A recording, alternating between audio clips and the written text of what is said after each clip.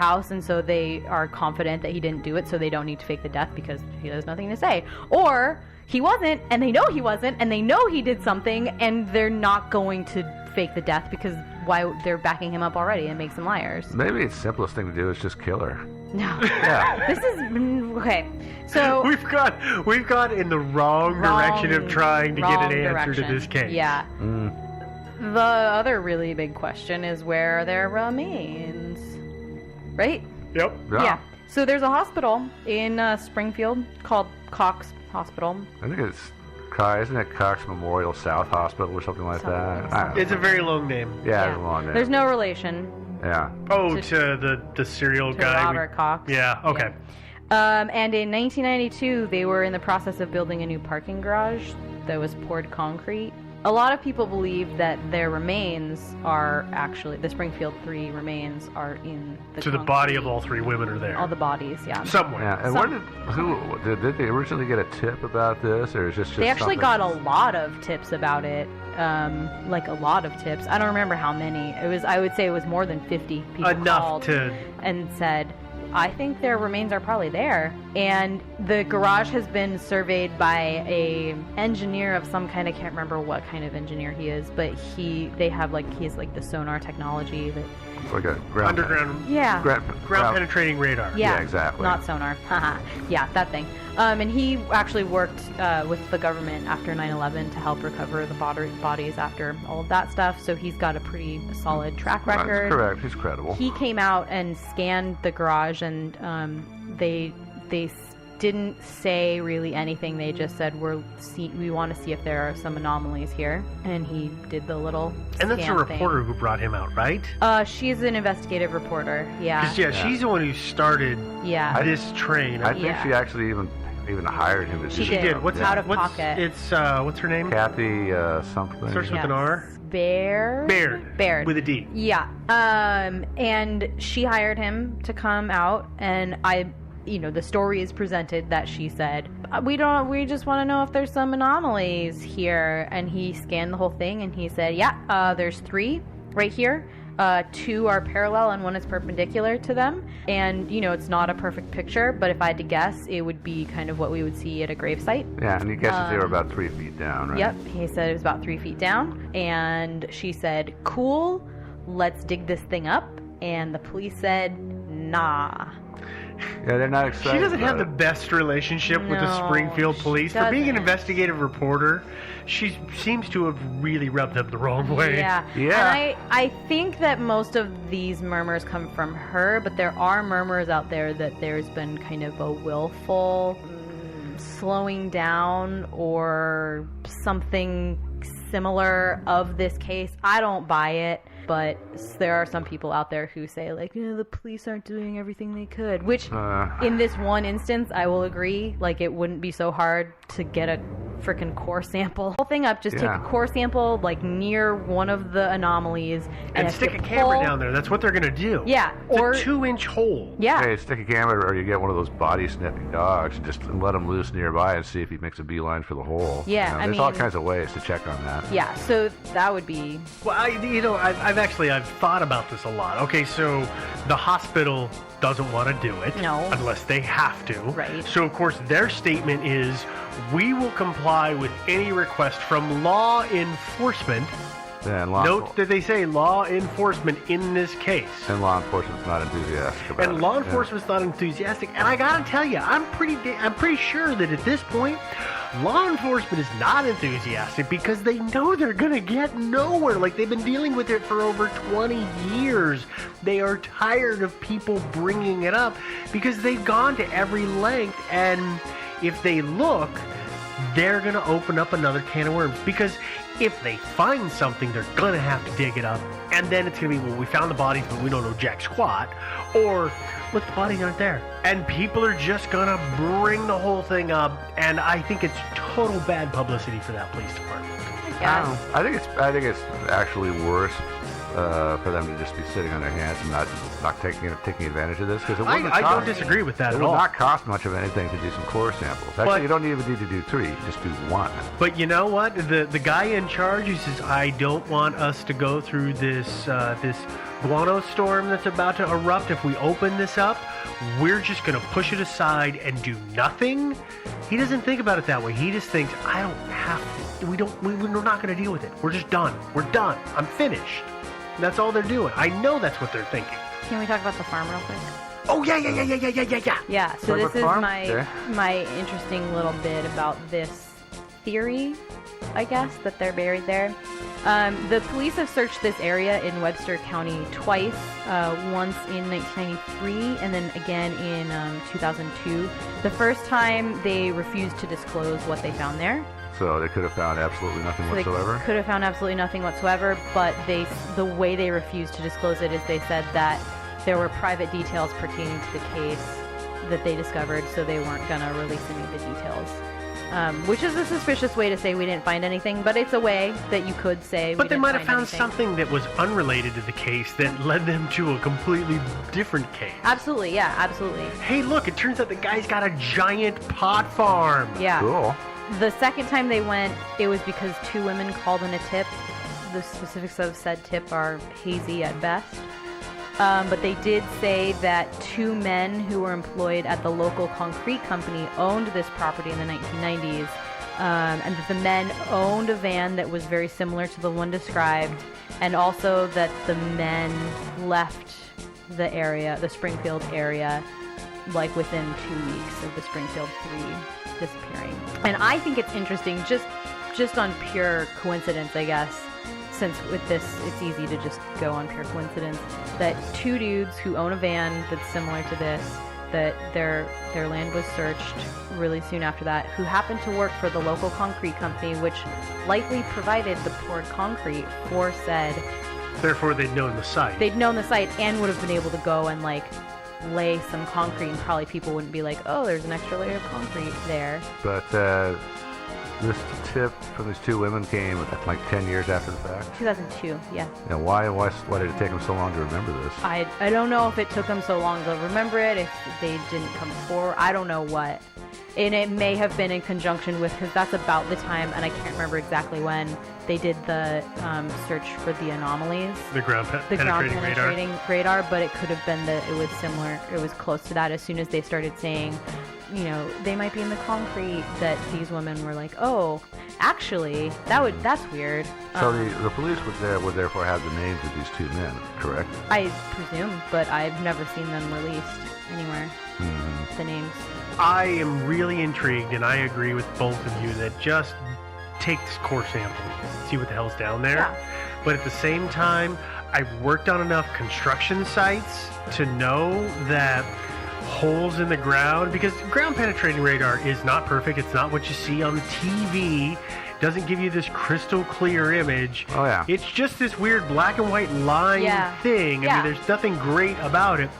And I worked on enough construction sites where the dumb guy with the shovel or the backhoe kept digging more than he needed to, and the boss yelled at him and told him to stop, and so he smoothed it out, and then they poured stuff on top of it. Yeah, although It could be as simple as that. it could. Oh, yeah. They're kind of suspiciously laid out for it to be that, but it could be that. I'm not willing to rule anything out. Well, in that's this why I'm case. saying, like the guy with the backhoe. He takes a grab, he takes another grab, he's goofing around, He maybe. turns, takes another grab. Yeah, like I've been at sites where the guy in charge, who shouldn't have been in charge, was like, hey, you want to run the little backhoe? It's really Yeah. fun. Yeah. And then I watch some idiot like whale somebody's house with a bucket. Yeah. That reminds me of a story, but No. I'll tell you guys later. No, That's it. yeah. But yeah, here's the thing though, is that you know, it isn't necessarily corpses, but we are looking for 3 bodies. There are 3 anomalies, which are all side by side down there. All we know is that the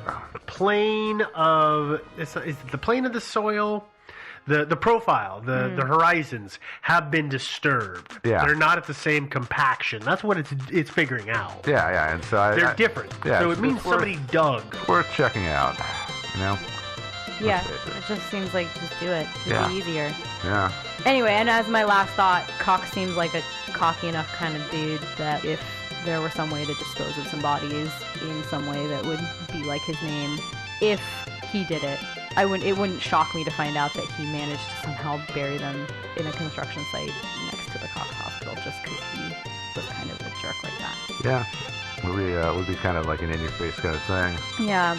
Remember me, you know? Yeah. Anyway, that's this. I'm sorry. It's not solved. I have nothing else. That's Oh, it. I'm pretty sure that they're on Vesuvius 257. Sure.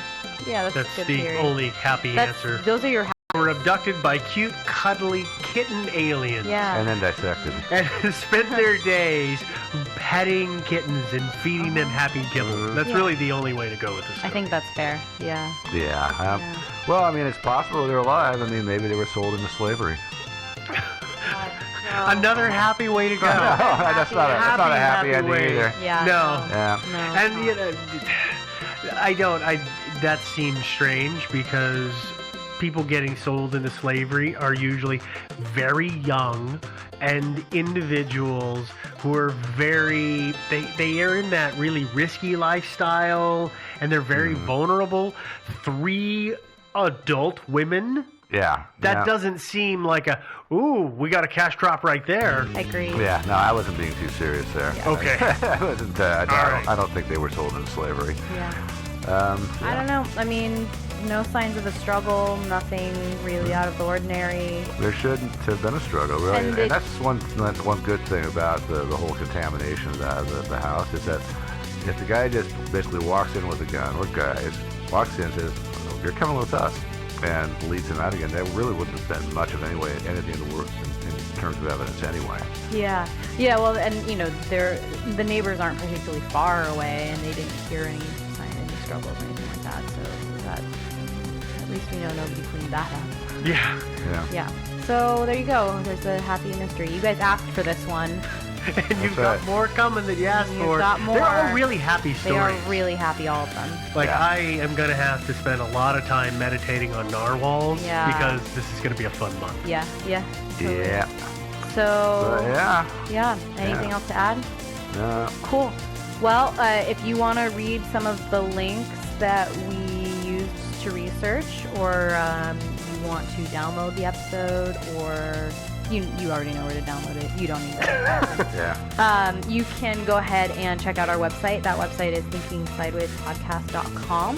We're on iTunes, as you know. Leave us a comment, rating, subscribe, stream us anywhere. Leave us comments there, I guess, too. That's a thing, right? Yep. Cool. We are on social media. You can find us on Twitter at ThinkInSideways. We've got Facebook, the group and the page, and we have a subreddit. Forget about that thing. Yeah, I know you do. Everybody does. I know. I do too. It's I need really, to get out really there. dead. It's very sad. You can send us an email if you have something to add, or suggestions, or just want to say hey. Or just want to tell us how awesome we are. Yep. That email address is thinkingsidewayspodcast@gmail.com, and we're on Patreon. If you feel like supporting the show, you should head over to patreon.com/thinkingsideways. And thanks. That having been said, gonna get out of here. The 3 of us are going to disappear. How many weeks are in the month of October? Oh, 4 plus. I just realized we screwed up. There are 5 Thursdays in this month. All right. 5 episodes. Ah! That's okay. 5 episodes of Most Wanted. Fine. Bye, everybody. Bye, guys. Ta-ta. Narwhals.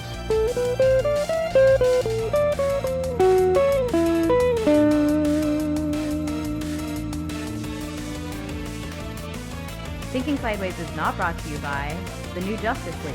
Instead, it's brought to you by us, or you, or music. Because we're doing this thing, I don't know if you know this or not, but we're having a contest to create a new intro song for us because we have heard your feedback and are trying to act on it. We want you to be happy. So if you are so inclined, check out the Facebook post. There's all the information you could possibly need on there, or, send us an email. Submissions are due July 31st, 2017. Don't miss it. Be there, be square. Thanks, guys. Thinking Sideways. I don't get it. I brought the aliens. You must unlearn what you have learned. I don't know. Stories of things we simply don't know the answer to. Hi there. Welcome to another episode of Thinking Sideways. I'm Joe, your host, joined as always by Steve. And 7. And we're, of course, going to talk about another mystery this week. We're going to talk about the mysterious disappearance of a guy named Dave Box, who was last seen working the graveyard shift on June 19, 1984 at the Fernald Feed Materials Production Center in Ohio. A lot of people have been wondering what exactly became of Dave and why. I got to tell you, man, I'm a little upset. Yeah? We've been wanting to do this one for years. Oh, yeah? But I never called dibs on it, so Yeah. it's my own fault, because I Alright. love this story. I Also, snatched you it away didn't from you. ever do it. That's exactly You never it. I did never it. called dibs, and I never did it, so it's my own fault. It is. So Sorry. but I'm excited that we're getting to do this, because this is a fun one. Well, obviously you've been thinking about it Fun. too, so you come up with some good theories. Oh, yeah. I I've been hope. thinking So- about this for years. Okay. And the well, good news for our listeners is that I get to pretend like I've never heard of it before and ask all the questions you're asking them, so it's perfect. There we go. Perfect. Exactly. So thank you both for your enthusiasm. You're so welcome. Glad you like this one. And also I want to thank Caitlin and JW, our listeners who suggested this one, and anybody else who did and somehow got left off our list of people to thank. Sorry about that. But first of all, I want to say this story is not about Dave Box. It's about Dave Box. It's not about Dave Box, B-O-X. It's Dave Box. It's spelled B-O-C-K-S. It's a good distinction to make. Yeah, exactly. Yeah. I hadn't thought. I always had it as. I put an R in it. I always had, for some reason, I kept saying Brox. I did Box? too, Yeah, no, it's Box. Just Box, but not B-O-X. Because obviously, if somebody was named Dave Box, he would have changed his name to Cardboard. So there cannot, by definition, be a Dave Box, right? Yeah. Okay, so our Dave Box, was a 39-year-old who worked as a pipe fitter. He was hired at the Fernald Feed plant in 1981, and he was considered to be a pretty solid employee and a regular fellow. Dave had been married. He had 3 kids. He had gotten, unfortunately, divorced several years prior to the time that he, quote-unquote, went away. And some people, of course, believe he died on the job. In fact, pretty much everybody does. That he died there at the Majority of people plant. think Yeah. so. Yeah. But Yeah. some very important people do not. So. Yeah, apparently, yeah. And of course, there's a certain conspiracy theory. Should I talk about that? No. No? Why Okay. wouldn't you say that for the theory? Okay, I'll save that then. Okay. Okay. It's like we haven't been doing this for years. But can you talk more about the feed production? Yeah, the place? Fernald Feed Production Center. The name implies it produced feed for large animals like cattle and pigs. Except in this case, the cattle and pigs were actually nuclear reactors. And so the name was actually technically true, but a little bit deceptive. Well, it's because they were feeding the materials into the reactors. Yeah. I believe that's why they called it the name had feed in it. Yeah, exactly. But it was in an agricultural area, and so a lot of people kind of assumed, and it was actually built and owned by the government, the U.S. government, but they just didn't bother to tell people that actually it was shaping uranium into like uranium rods for reactors and that kind of thing. Rods, fuel rods. billets. Yeah, yeah. There was 3 or 4 So that's specific slugs and stuff like that. Yeah, slugs was Yeah. the one I couldn't think of. Yeah, all these things they were using to actually fuel the reactors. Right, so yeah. it was technically feed. It was feed for something, yeah. Something was, nuclear reactors Something need was food eating it, too, right? yeah. I think the truth finally started to come out in 1983 when the locals finally found out that this innocent-looking plant was actually producing uranium, which is, of course, perfectly innocent too. Well, don't get me wrong. well, hold on, Joe. Though, so everybody knew that they were producing uranium. The idea was that they were doing it for reactors for energy. What the big secret was is that they were also making weapons-grade nuclear material, which I'm not sure that they were doing that. I think that they took special orders. I think it's what. Okay, so there were 1, 2, 3, 4, 5, 6, 7, 8, 9. I think there were technically 12 plants, so they only named 1 through 9 as plants. But there was at least 2 of them that were doing custom work in terms of shaping and all of that kind of stuff. And what I understood it might actually be some of those custom shops or custom buildings that were doing some of the stuff for shaping weapons, for the weapons material. possible. It might be true. I had thought that they were just taking basically high-grade uranium, shaping it into rods to put into reactors so the reactors could convert it to weapons-grade fuel. But maybe they were doing all of those things. I don't know. Yeah, I mean, it sounds like it's there was a big complex and they were doing all sorts of interesting very stuff. hidden. Yeah. Yeah. Clandestine stuff. Kind of clandestine a little bit. Yeah, obviously the employees were expected to not talk a lot about what they did. But the plant was there since 1951. It at least was, construction began in 51. I don't know. I think it started operating in 53. 53 sounds right, yeah. Operated until 1989. It's gone. That's suspiciously convenient. I know. It is. I know. But they taken it away and made it a wildlife reserve or something, and there's like animals or birds or something. Or a now. super fun site. Or it was a super fun site.